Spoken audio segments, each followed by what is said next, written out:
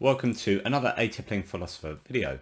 Today I'm going to talk to you about the census that supposedly takes place in the Gospel of Luke concerning the nativity accounts of Jesus, the story of Jesus' birth.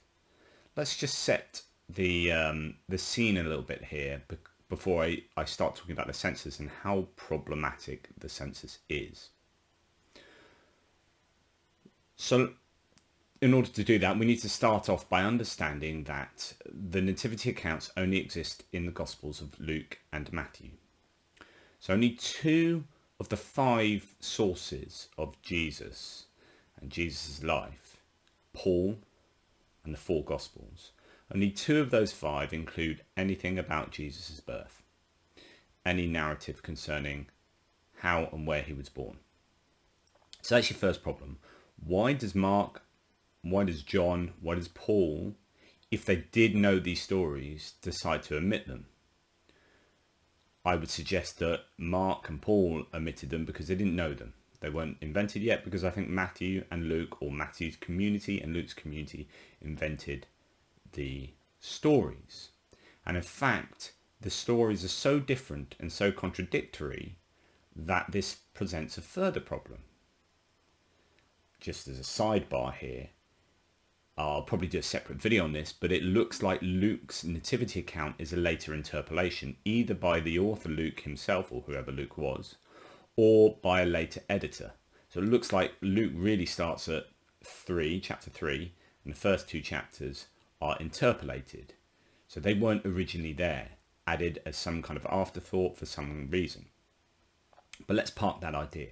So we've got Matthew and Luke. And the problem is that modern Christian readers, or Christian readers, I suppose, for over 1,000 years, have assumed these 2 stories are coherent, mutually coherent and consistent with each other.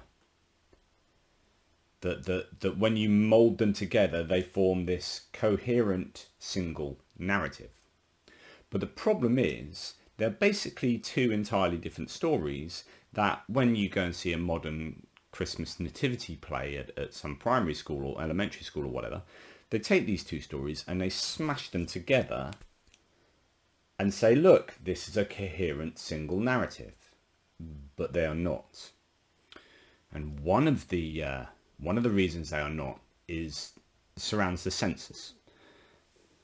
And the broad basis of the start of the problems for the census is that it only appears in Luke, doesn't appear in Matthew.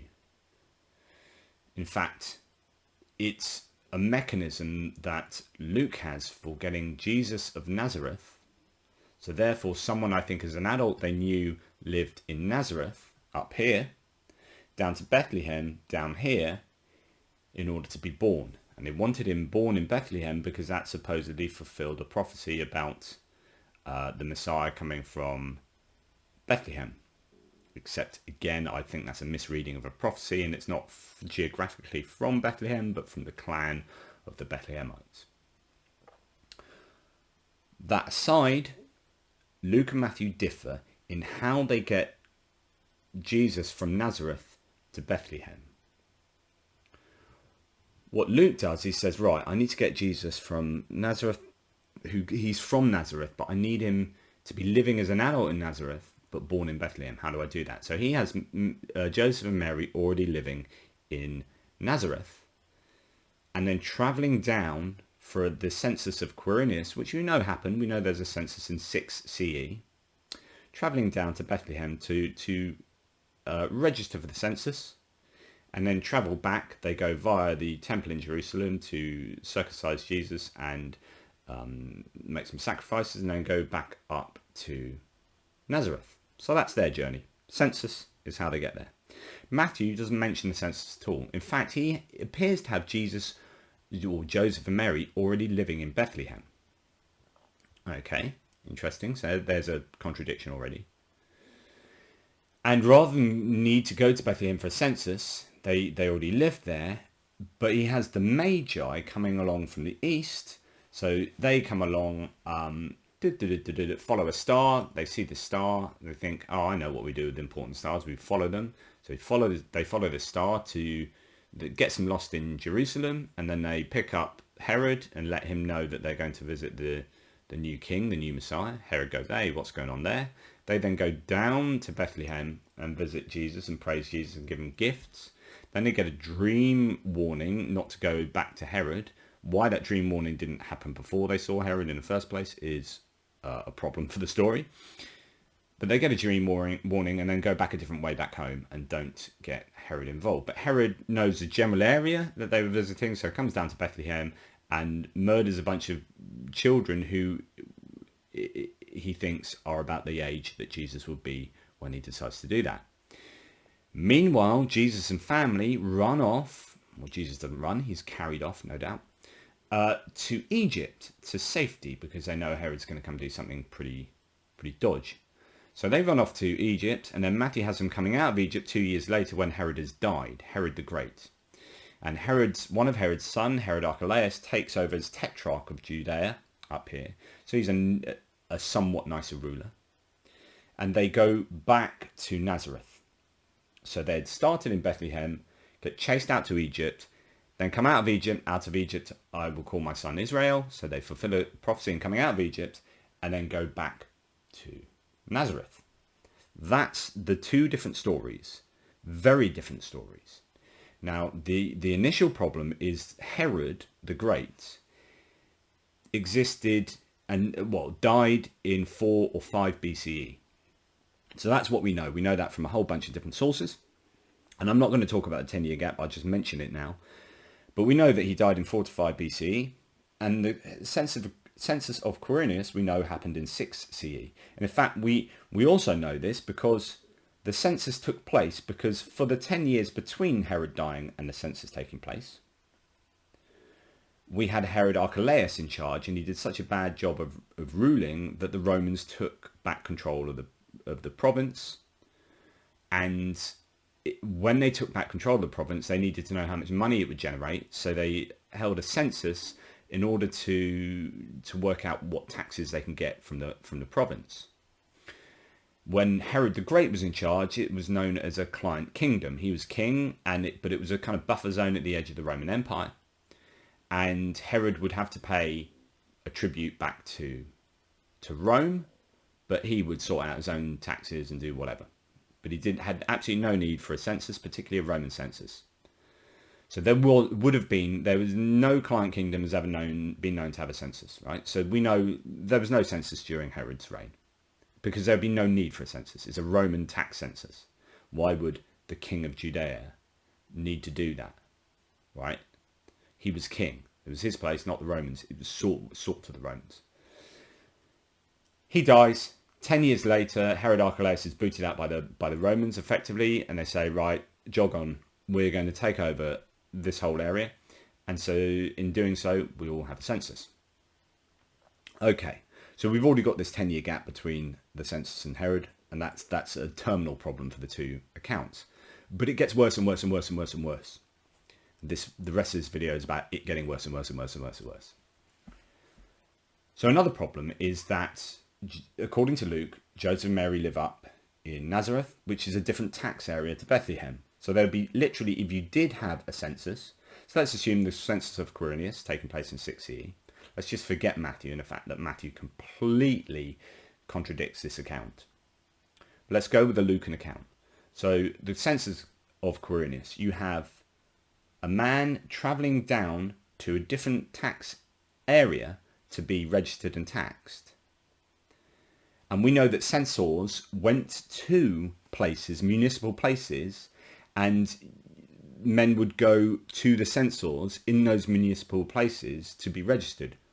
Because at the end of the day, the Romans don't want to know who is living up in Nazareth for a census taking place down in Bethlehem. You want to know how many people live around Bethlehem. So the censor would go to there or to the next nearest municipal place. They would register all the men around there and how much wealth exists around there as a community, and they would be taxed accordingly. What you wouldn't need to know, you wouldn't want to know, is who lives up here, coming from an ancestral line of someone living down here. So they come all the way down for a census and then return back to where they lived, and they're registered down here for taxes. There's absolutely no sense in this. This just wouldn't have happened. It's not how censuses work. It's completely ridiculous. Okay, it gets worse. Believe you me, it gets worse. So, we have a man coming to a different tax area to a census. He also brings his wife, or not his wife, his partner, Mary, who is 9 months pregnant. She would not need to turn up for a census. He's taking her on donkey back on the roads from Nazareth on an 80-mile journey to Bethlehem for a tax census that he doesn't need to go to, and she doesn't need to go to, because women don't need to go, don't need to register. And she almost certainly would have had a miscarriage on the way, or had the baby early on the way on donkey back. You just, as a pregnant woman, 9 months pregnant, going through like bandit country on a donkey back for a census she didn't need to go to, is utterly preposterous as an idea. But still, it gets worse.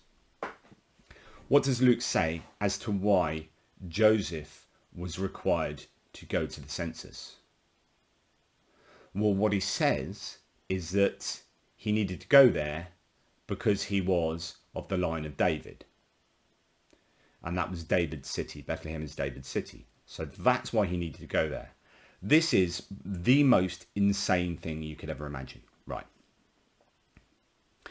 We know from the genealogy in Luke that David is 41 generations previous to Joseph. So this is either saying this census of Quirinius, this very practical Roman census, is either, according to Luke, saying you have to go to wherever your ancestor was, not 5 generations past, not 7 generations past, 41 generations past. You have to, there must be an arbitrary number for 41, why? But that's when David is his ancestor. You have to pick your ancestral line 41 generations past and go to wherever they were from. Or it says arbitrarily pick any ancestor you like. Neither of these would have any practical value at all. Remember, this is a tax census, a Roman tax census, who was super practical people and judicious, and this has absolutely no practical purpose. So you would be going, first of all, most people wouldn't know their ancestors 41 generations past. And even if you did, imagine now, wherever you live, America, UK, Australia, wherever you live, and the government's saying, right, we're going to have a census. Everyone in this country has to go to the place of their ancestor, male side, 41 generations past. Imagine all those people, A, knowing that, and B, actually getting up and going there. Well, over 41 generations, although people didn't move an awful lot in those days from town to town, 41 generations is a long time. And that's a long time for people to have migrated in some sense. The entire country will be upping sticks and moving. Like, no one will be working. There'll be no one working in the inns. There'll be no one working in the fields. So no one will be working anywhere, because they're all getting up and going to. You'd have a shutdown, and so for economic you're having a census for economic reasons, right? Let's work out the tax so we can get as much money out of these guys as possible. But at the same time, we're going to economically cripple them by asking them, and this may take like 3 weeks for this to happen, for you to get up, move to your ancestral town 41 generations past. So it's utterly bonkers. But not only that, when you start mapping back family trees, 41 generations past. It's a bit like everyone's connected to Charlemagne in some way. You get the situation where pretty much half of Israel is going to be related to King David, and he's your number one dude. So all of Israel is going to be wanting to go to Bethlehem, because surely everyone knows that the prophecy is and the Messiah is born in Bethlehem, right? I mean, I'm sure everyone knew this at the time. It wasn't just a case of scrabbling back through the Old Testament and finding it and then going, oh, let's use this. No, everyone would have known that the Messiah is going to be born in Bethlehem, and everyone's going to be scrabbling back through their family trees to link themselves in some way to David. So you're going to have untold numbers of people descending on Bethlehem. No wonder there are no rooms at the inn. This is insanity of the highest level. There is absolutely no good reason this census would have happened in the way that Luke claims it happened. In traveling to a different tax region, registering because it's the city of David, and David was his ancestor 41 generations past, not 40, not 39, not 106, not 2, 41 generations past. Completely arbitrary. And everyone would have been wanting to go there as well, but it appears to not be the case. And he takes his wife on this 80-mile journey. It's just completely implausible. And of course, this type of census, going back to your ancestral place, it's not that there's no evidence of this census happening in this way, which there isn't. The census of Quirinius, as far as we know, didn't happen like this. But no census in the history of the world. No, I'm going to repeat that. No census in the history of the world has ever done this. There would be absolutely no reason for this happening. And no precedent for it happening either. This is insanity. So what Christians do is they propose all sorts of mental contortions to try and justify how such a census could and would have taken place. One of the things they propose is that, hey, there is precedence for this. This happened in Egypt, right? Where itinerant workers were required to go back to their hometowns for the census. And they say, so therefore, this kind of census going back to your ancestral hometown has precedent. No, it doesn't. That's a false analogy. And A, it's in Egypt. B, it required itinerant workers to return to their homes. It did not require people to go back to a house or a city where an ancestor lived 41 generations previously. This has practical purpose, which is you usually live here, but actually you're working, I don't know, building the pyramids. It's not the case at the time, but you're working, doing some itinerant worker job up here, almost like in modern terms a subcontractor. You've subcontracted out to do some work up here for maybe 6 months. You're following the money, you're doing a bit of building work up here, but you actually live down here, and your house is down here, and your family are down here.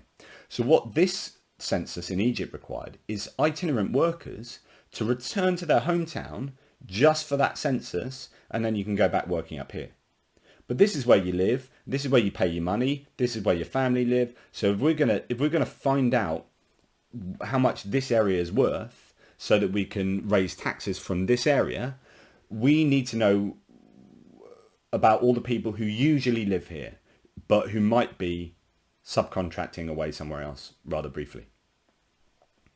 Okay, that makes total sense. That has practical value, and that happened in Egypt once. We have knowledge that happened in Egypt once. Okay, that is not precedent for the Lucan census of Quirinius that requires people to go back to their ancestral towns 41 generations past, even if that's in a completely different tax area. And if you think Herod is still alive, there would be no need for it at all anyway, because Herod and Quirinius weren't around at the same time. We know Herod was dead before Quirinius came along, but also Herod would never have asked for a census anyway. Certainly a Roman tax census, which is what Luke says it is. The whole census, and I could go on. Actually, there's more. There's more I could talk to you. All I'd say is, you need to check out my book, The Nativity: A Critical Examination. Obviously, I think you should all rush out and get this right now. But no, this goes into a lot of detail on the census. The census is such a ridiculous notion that that I spend quite a lot of time talking about it. And showing how it is indeed preposterous to claim that took place in a way that Luke and Matthew claim it did, but Luke in terms of the census alone. Anyway, hopefully that should give you some indication of the problems that are encountered in trying to read Luke and Matthew and trying to join them together into a single coherent narrative. If you have any questions, put them down below. Most questions will be answered in the book, so grab the book. But hopefully this has been interesting. The whole of the Nativity accounts in both Gospels have issues in virtually every verse they have when you line them up next to each other. They are just, completely inconsistent to the point of outright contradiction. So this is just one element of the contradictions here, the census. And again, I haven't even exhausted all the problems with the census, and particularly all the counter apologetics that apologists come back with to try and say how it might work. They just make incredible claims that just don't stand up to any kind of scrutiny. But there's the basic problem for you. As I say, put the questions and comments down below. Thanks for all your support, and please like, subscribe, press the bell, I don't know, all those things I keep mentioning, and question everything, especially yourselves.